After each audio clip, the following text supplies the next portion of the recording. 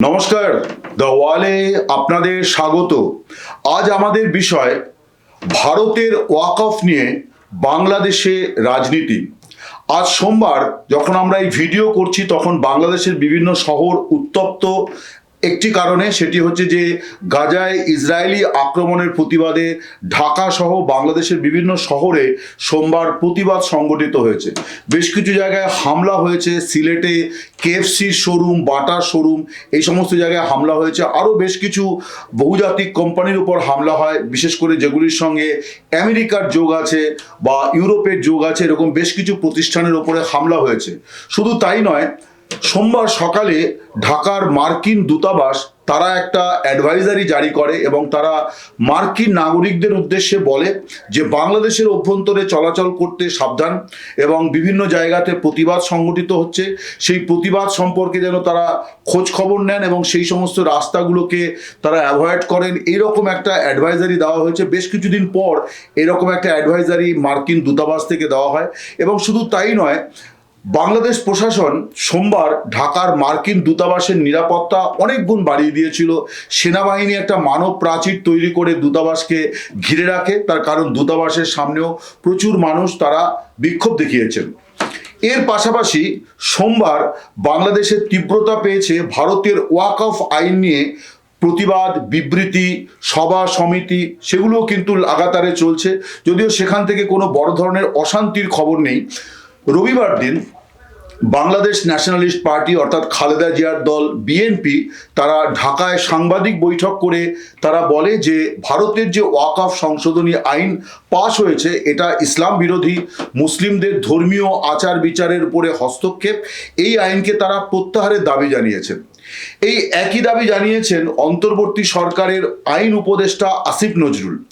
একই দাবি জানিয়েছেন বৈষম্য বিরোধী ছাত্র আন্দোলনের মুখ এখন জাতীয় নাগরিক পার্টি, সেই পার্টির উত্তরাঞ্চলের মুখ্য সংগঠক সার্জিস আলম। তিনি নরেন্দ্র মোদীকে খুবই রাজনৈতিকভাবে আক্রমণ করেছেন এবং অনেক ক্ষেত্রে সে আক্রমণ খানিকটা ব্যক্তি আক্রমণের পর্যায়ে গিয়েছে। আসিফ নজরুল সে সমস্তের মধ্যে যাননি, কিন্তু তিনি একজন সরকারের গুরুত্বপূর্ণ পদাধিকারী, আইন উপদেষ্টা। তিনি প্রকাশ্যে দাবি করেছেন যে ওয়াকফ আইন বাতিল করা হোক, ভারতের এই আইন মুসলিম বিরোধী।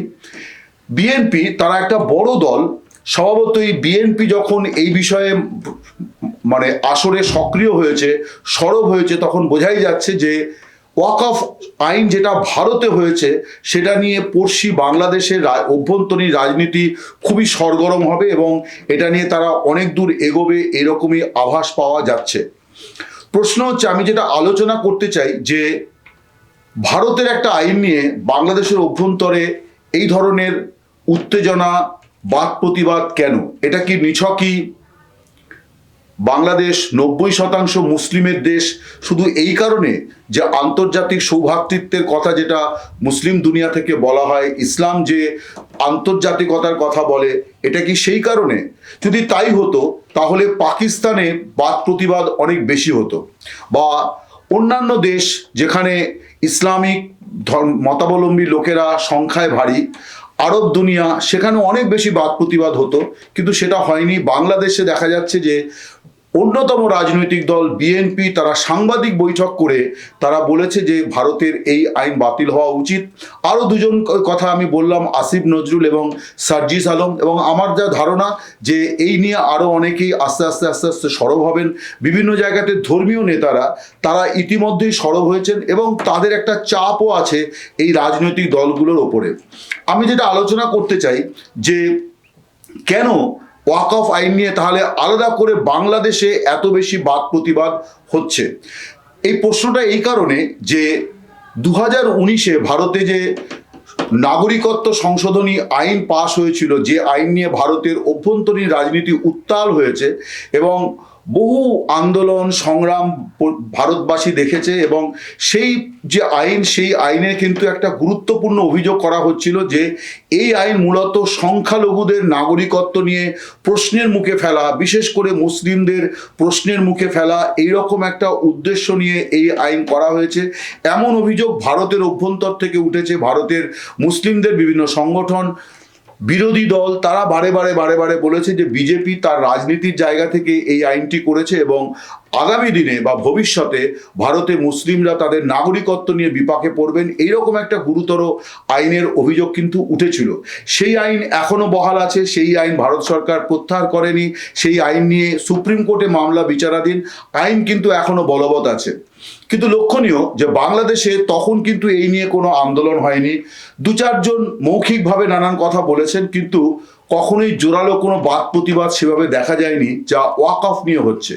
এর একটা বড় কারণ আমার যেটা মনে হয় যে রাজনৈতিক যে পরিস্থিতিটা 5 আগস্টের পর থেকে অনেকটা বদলে গিয়েছে, যেখানে উগ্র ইসলামিক দলগুলির একটা বিরাট বড় প্রভাব তারা তৈরি করেছে। তাদের জনসমর্থনের জায়গা নেই, তারা ভোটের বাক্সে তাদের বিরাট কোনো জায়গা নেই, তারা বিরাট কোনো রাজনৈতিক দল হয়ে উঠতে পারেনি, কিন্তু তাদের একটা সাংগঠনিক শক্তি আছে, আদর্শিক শক্তি আছে, যেই আদর্শিক শক্তি দিয়ে তারা বিভিন্ন রাজনৈতিক দলকে প্রভাবিত করছে। এই আদর্শিক শক্তির জায়গাটা, তার মধ্যে একটা ইসলামিক শাসন ব্যবস্থা কায়েম করার যে আদর্শিক অবস্থান, সেটা তো অবশ্যই আছে। অধিকাংশ এই ধরনের যে দলগুলি, ইসলামিক দলগুলি, তাদের অধিকাংশ দল মূলত ইসলামিক শাসন ব্যবস্থা প্রবর্তন করার পক্ষপাতী। স্বভাবতই তাদেরকে আবার রাজনৈতিক দলগুলি নানানভাবে খুশি করার চেষ্টা করছে। আপনারা জানেন যে গত শনিবার বাংলাদেশের রাজনীতিতে একটা খুব গুরুত্বপূর্ণ বিষয় ছিল যে হেফাজতে ইসলামের সঙ্গে বিএনপি তাদের একটা গুরুত্বপূর্ণ বৈঠক হয়েছে, এবং সেই বৈঠকে যে বিষয়টি বাইরে জানা গেছে তার অন্যতম বিষয় হচ্ছে যে বিএনপি যে ডিসেম্বরের মধ্যে 2025-এর ডিসেম্বরের মধ্যে নির্বাচন করার দাবি তুলেছে, সেই দাবিকে হেফাজত সমর্থন করেছে। পরিবর্তে হেফাজত অনেক কথা বলেছে, তাদের 13 দফা দাবি আছে, যে দাবি নিয়ে তারা 2013 থেকে আন্দোলন করে যাচ্ছে। সেই 13 দফা দাবি নিয়ে আলোচনা হয়েছে। বিএনপি নেতৃত্ব তাদেরকে কথা দিয়েছে যে বিএনপি যদি সরকার করতে পারে তাহলে হেফাজতের এই দাবি দাওয়া তারা নিষ্পত্তি করার চেষ্টা করবে। কিন্তু গুরুত্বপূর্ণ বিষয় হচ্ছে যে হেফাজত নেতৃত্ব বিএনপিকে বলেছে যে কথায় কথায় মৌলবাদী, উগ্রবাদী এই শব্দগুলো প্রত্যাহার করতে হবে। বিএনপি নেতৃত্ব তাদের বোঝানোর চেষ্টা করেন যে এই কথাগুলি তারা যখন বলেন তখন তারা জামাতি ইসলামী সম্পর্কে এটা বলার চেষ্টা করেন। জামাতি ইসলামী একদা বিএনপির রাজনৈতিক এবং নির্বাচনী শরিক ছিল, কিন্তু এখন দুই দলের মধ্যে সাপে নেউলে সম্পর্ক, কেউ কাউকে সহ্য করতে পারেন না, এইরকম একটা পরিস্থিতি। বিএনপি একদা এই জামাতি ইসলামীকে এখন তারা বলে মৌলবাদী শক্তি। হেফাজতের নেতৃত্ব বিএনপিকে বলেছে যে না, এই শব্দটিকেই পরিহার করতে হবে, আপনি জামাতকেই বলুন আর যাকেই বলুন এই শব্দটি ব্যবহার করা যাবে না, অর্থাৎ বাংলাদেশের রাজনীতিতে এরকম কোনো শব্দ থাকবে না। এই যে দাবি, এটা খুব মৌলিক প্রশ্ন যে তাহলে উগ্র ইসলামিক দলগুলি যে রাজনীতি করে সেই রাজনীতিকে আপনি রাজনৈতিক সংজ্ঞা যখন সংজ্ঞায়িত করবেন, তখন আপনি মৌলবাদী শব্দ যদি ব্যবহার করতে না পারেন, শব্দ কিন্তু রাজনীতির একটা গুরুত্বপূর্ণ বিষয়।